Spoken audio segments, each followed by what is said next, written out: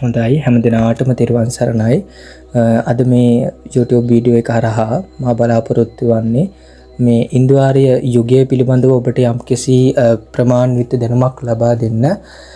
ඒ අනුව පුරාතන ඉන්දු ආර්ය යුගය, මධ්‍යතන ඉන්දු ආර්ය යුගය, නූතන ඉන්දු ආර්ය යුගය කියලා මේ ඉන්දු ආර්ය යුගයේ යුග තුනකට බෙදෙනවා. ඉතින් අද මේ වීඩියෝ එකෙන් මා බලාපොරොත්තු වෙන්නේ මේ පුරාතන ඉන්දු ආර්ය යුගය පිළිබඳව ඔබට යම්කිසි විෂය දැනුමක් ලබා දෙන්න. මොකද දැන් සංස්කෘත වාග්විද්‍යා විෂය පතේට ඊටාම වැදගත් වෙන ඉගැන්වීමක් තමයි මේ ඉන්දු ආර්ය යුගය කියලා කියන්නේ. හොඳයි. එහෙනම් මම මුලින්ම මේ පුරාතන ඉන්දු ආර්ය යුගයේ කාල සීමාව පිළිබඳව ඔබට කියලා දෙන්නම්. ඒ අනුව මේ කාල වකවානුව බොහෝ දෙනාගේ පිළිගැනීම ක්‍රිස්තු පූර්ව 1500 සිට ක්‍රිස්තු පූර්ව 500 දක්වා වූ මෙන්න මේ කියන කාල පරාසය.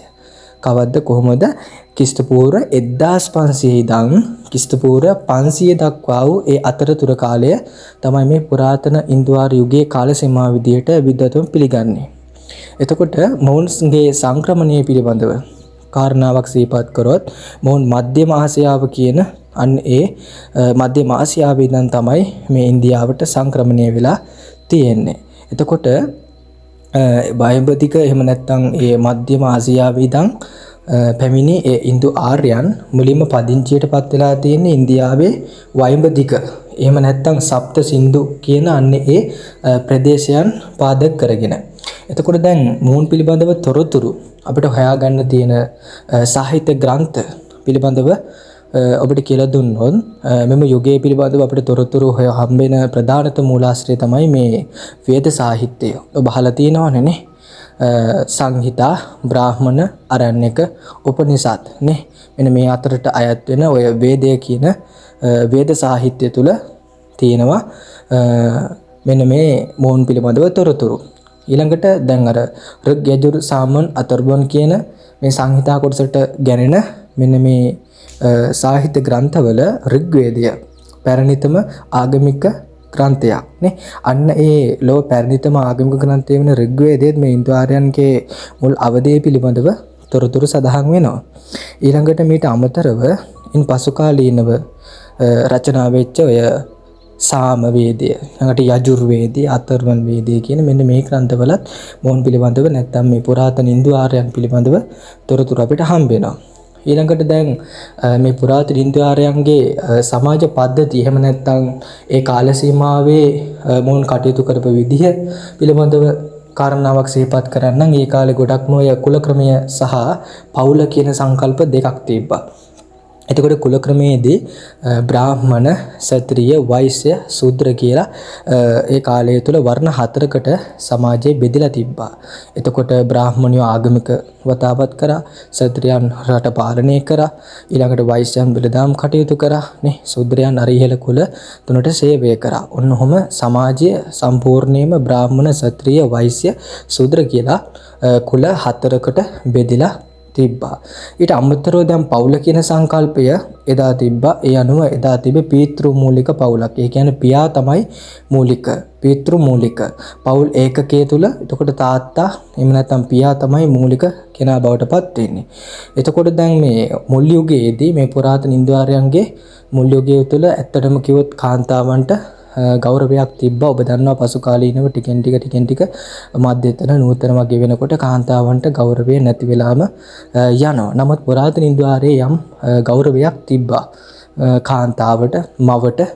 එහෙන් මුල් යුගයේදී තාත්තා එහෙම නැත්නම් පියා තමයි මේ පවුලේ සුවිශේෂී පුද්ගලයා වෙන්නේ. මොකද ඔහු තමයි පවුලට කන්න බොන්න පෝෂණය කරන්න හැමදේම හොයාගෙන එන්නේ. නේද? ඒකට අම්මගේ කාර්යභාරය උනේ ගෙදර ඉඳන් දරුවන් පෝෂණය කරන්න, පවුල රැකගෙන ඉදිරියට යන එක. ඊළඟට මේ පුරාතන ඉන්දු ආර්යයන්ගේ ආර්ථික තත්ත්වය පිළිබඳව සඳහන් කරොත් ඔවුන් කෘෂිකර්මාන්තය තමයි සියලු දෙනාම සිද්ධ කරේ. ගංගාවන් ආශ්‍රිතව, ඒ වතුර තියෙන ප්‍රදේශ ආශ්‍රිතව මොවුන් ගොඩාක් වගා කටයුතු කරා. ඔවුන්ට අවශ්‍ය වුණේ කාලය තුල ආහාර.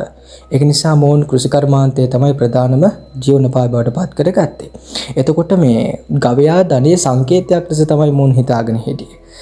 ගවයාට කියනවා අමතර නමක් ඔය ගවිෂ්ටි කියලා. ඒ කියන්නේ ගවයන් සඳහා වෙන්නු සටන් පවා තිබ්බා ඒ කාලය තුලත්.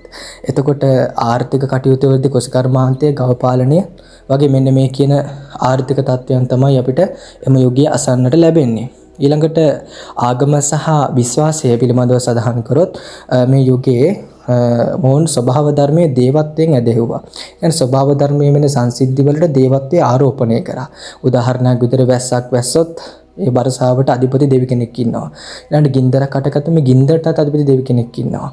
කියලා මෙන්න මේ ස්වභාවික සංසිද්ධි වලට සහ ස්වභාවික වස්තුන් වලට ඉර සම්බන්ධ දෙවි කෙනෙක් ඉන්දු දෙයියෝ නේද වර්ෂාවට ඊට වැස්ස වලාහක ඊළඟට අග්නි දෙයියෝ කියලා ගින්දරට නේ මෙන්න මේ විදිහට සදාචාරයට වරුණ දෙයියෝ ඔන්න ඔහම ස්වභාව ධර්මයේ සංසිද්ධි වලට සහ ස්වභාවික අපි දක්නට ලැබෙන පරිසරයේ වස්තුන්ට දේවත්වයන් ආරෝපණය කළ පුද පූජා තියාගෙන මොන ස්වභාව ධර්මයේ සම්පූර්ණයෙන්ම දේවත්වයට නැගුවා.